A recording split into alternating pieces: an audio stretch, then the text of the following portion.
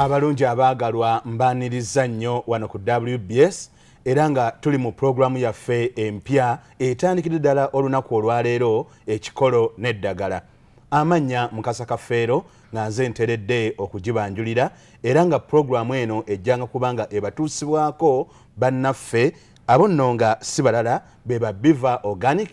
Abo nno bajjanjabisa obutonde n'emmere okulabika nga batukuuma nga tuli balamu. Era saagala kulwawo njagala okudda eri omukulu gwe tuli naye olunaku olwaleero. Ssebo tukwaniriza nnyo mu programu yaffe eno. Nange nsanyusa okulabako ku WBS television.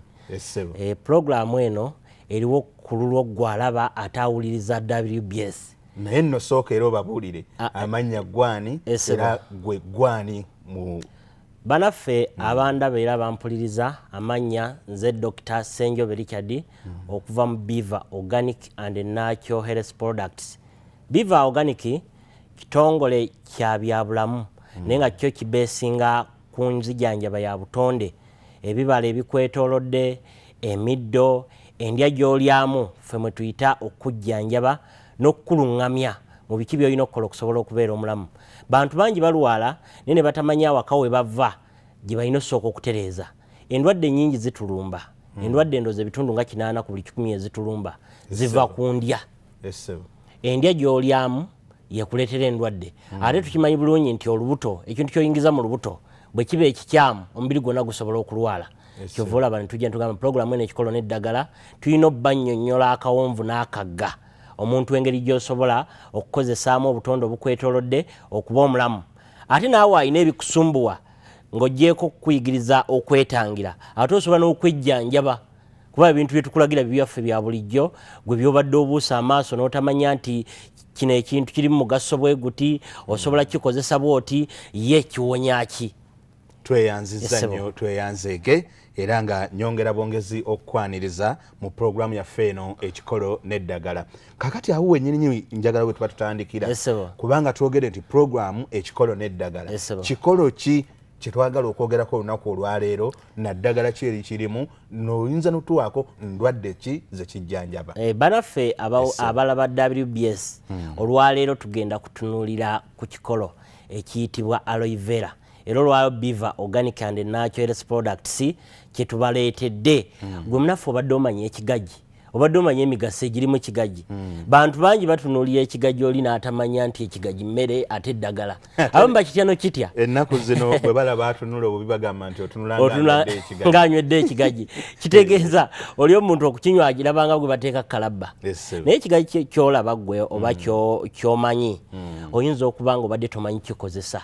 Yensonga obadde okijerega obadde okibuusa amaaso nga tomanyi birungi bikirimu.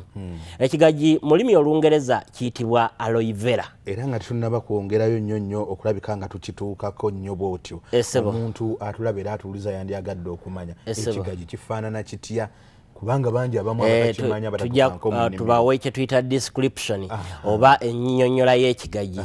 Ekigagi kye kimera ekikulira mu mbeera ez'olukalu awatali bibira. Era kizibu nnyo omuntu okunoonya ekigagi mu kibira n'okifuna.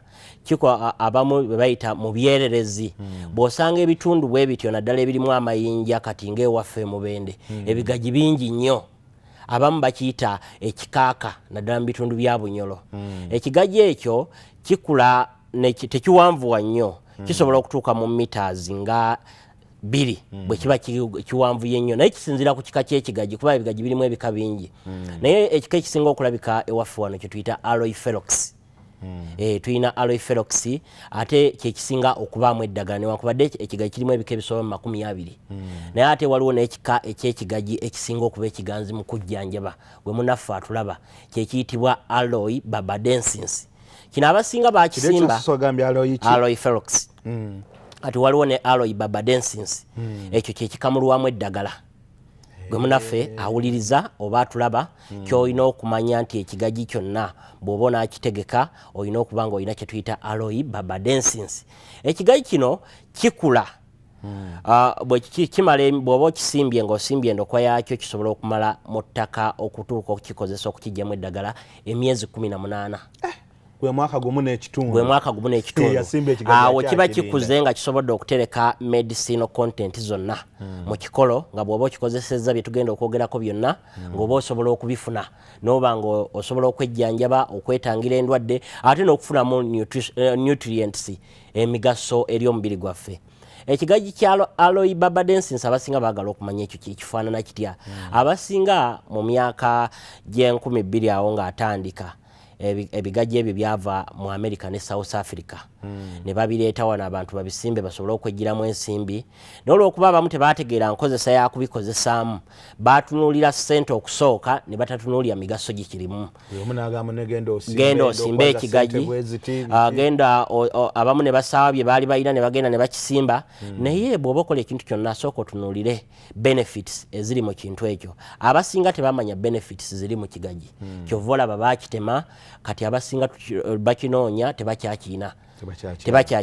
Aloe barbadensis gwenjogerako abeera n'ekikolo nga kinene era ekikola kye bwe kiba kigezze kisobola okwenkanira ddala wano kisobola okuweza kilogulamu namba ekikola kimu nga bw'okiraba kisobola okuweza kilogulamu namba ate era bwe kiba nga kisanze ettaka eddungi ekikolo kimu buli mwaka osobola okikungulako ebikoola ebiwera 30. Erindako ettaka eddungi lyoyogerako ettaka eddungi kimera ku lukalu kati ettaka lyakyo lyekyagala eddungi newankubadde lukalu ate tekyetaaga mayinja gayitiridde tokiteeka ku nkalajji gwe n'ogamba nti kinaakulira okwo kyetaaga we kisikira amazzi kyo kirina emirandi egikka wansi mu ttaka ne kisobola okusikayo amazzi era amazzi ago ge gagenda gagezza ekikoola ne gagenda gagezza ekikoola n'olaba nga kituuse ku sayizi eyo gye tubagambye kiweza kilogulamu namba ekikoola ekimu. Aloe barbadensis ono oba ekika ky'ekigaji kino kye twogerako olwaleero abasinga bazze balaba products ezireetebwa ebitongole by'amawanga ag'enjawulo ebigaji bye bajja baleeta bikamulwa mu kigaji kino era naffe nga Biva Organic tulina ekyokunywa kye twakamula okujja mu kigaji kino nga kiva mu kino kyennyini tugenda bannyonnyola bwe tunaaba tumaliza ekyokunywa ekyo kyekifaanana kitya ate naawe kennyini twagala ove wano ku WBS obadde otulaba naye ng'otegedde engeri gy'osobola okuyigamu okukamula omubisi okuva mu kigaji obadde otyo ekigaji kino ng'okitya lwa kkaawa naye ate oyinza okwekanga nti ekigaji okkaawa okwo olina engeri gy'osobola okukugyamu n'osigaza emigaso gyakyo ate n'otegeera n'okukaawa ekigaji nekitakaawa esebo genda maaso banafe abawuliza tumaze okulaba kye tuyita description ekigaji kyaffe kye twogerako kifaanana kitya era kati tutandika okutegeera ekigaji kino bannaffe gwe atulaba okikozesa otya nga tetunaba kulaba migaso gyakyo omuntu yeetaaga okumanya enkozesa yakyo n'enteekateeka yakyo ekigaji kino bw'okinoga ku kikolo kwe kiva n'okikutulako olina kikutulako bw'oti tokisala bw'okisala kijja genda kivunda okikutula bw'okisala obusazi bw'oti kijja genda kivunda kivunze n'ekikolo bw'omala okinoga ojja kyozaako bulungi bw'omala okyozaako bulungi ojja kiriko amaggwa gano ge mulaba amaggwa ojja kisalako amaggwa gano n'akambe bw'omala okisalako amaggwa n'akambe ojja kisalamu emirundi ng'esatu bw'omala okisalamu emirundi esatu ogaggyeko ojja kuwaatako ekinyama ekikuta ekyokungulu ng'awaata lumonde ekikuta ekyokungulu kino kiriko gwe tuyita sap oba latex ge masanda ago agakaawa abasinga balowooza nti ennyama y'omunda mu kigaji ekaawa yo tekaawa latex ona ali ku kigaji yakaawa yali mu kikuta kino ekyokungulu kaakati bw'omala okukiwaata obulungi ebikuta bisebbali sigaza ekinyama kiri kye tuyita geero ekinyama ekyo kigeero abantu abasinga tukisobola n'okikutulamu wano ne tubalagako tekijja kuyiika geero bw'ati bw'afaanana ow'ekigaji kakati owaatako ekikuta ekyokungulu kino n'okiwaatako bulungi n'osigaza geero n'omusepaleti nga n'omuteekawe w'alina okubeera kakati geero oyo bw'omala afuna amazzi amafumba obulungi nga gawoze munnyikemu aveeko latex eyasigalidde odire omuteeke separate oba omuteeke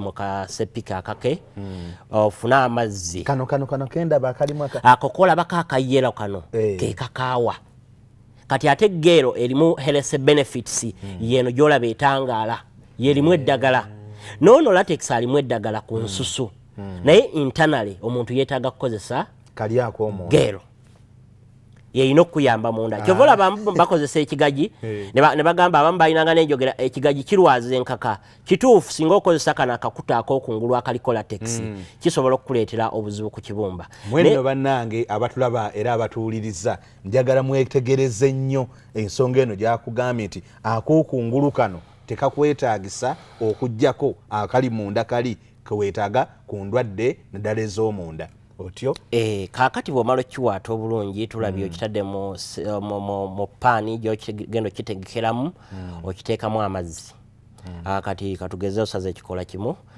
bw'okiwaata kibaddemu kilogulaamu namba bw'onaakiwaata n'oggyako ebikuta kijja kusigaza gulaamu zinga 7 bw'ekisigaza gulaamu 7 ojja teekamu hafu lita y'amazzi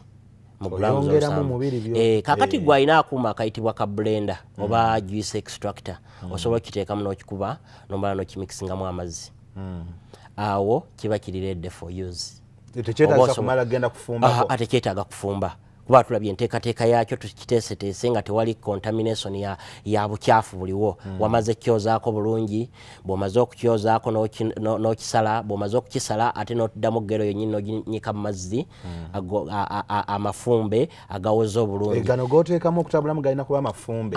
Galina kuba mafumbe. Bw'omala awo ekigaji ogenda tutandika okukikozesa gwatulaba kati ogenda tutegeera aloe vera babadensins ekigaji gwe kyobadde olina nga tomanyi migaso gye kiina abamu nga n'okubisiika abamu babisuula.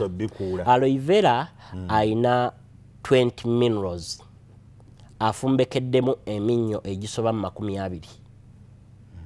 Bwe eminnyo katubawo example eminnyo aloe vera gy'ayina. Aloe vera alimu omunnyo gwa calcium. Calcium abasinga tebamanyi mugaso gwakola mu mubiri gwaffe. Atuyamba okugumya amagumba, atuyamba okutereeza olubuto olusobole okuba nti lwabsorbinga vitamin D. Alimu ekirungo kya zinc, aloe vera oyo gwolaba. Zinc ayamba okutereeza nerves. Nerves bwe busimo obukola eri emibiri gyaffe okugenda ku bwongo n'ofuna message mu kitundu ekimu oba ekirala. Omubiri ne guba n'empuliziganya. Ne guba n'empuliziganya n'obwongo. Alimu omunnyo ogwa magnesium, aloe vera. Alimu omunnyo ogwa potassium. Entambula y'omusaayi tewali ateetaaga ntambula ya musaayi nnungi. Naye kino kye natabudde obuwangaazi bwakyo kimalawo olunaku lumu obuwangaazi bw'ekigaji ekyo bw'omala okiteekateeka nga bwe tulabye abamu babeera balina fridge osobola okitereka mu fridge bw'oba toyina fridge osobola okutegeka ky'ogenda okukozesa. Tweyanziza nnyo tweyanzeege bannange abatulaba era abatuwuliriza twabagambye nti tuli mu programu ekikolo n'eddagala era omukulu ng'olwaleero akunnyonnyola ku ekyo ekigaji bye kijjanjaba ate n'entabula yaakyo okusobola okujjanjaba naye munzikirize tusooke tuwummulemu katono nnyo ate bwe tudda ayongereraawo.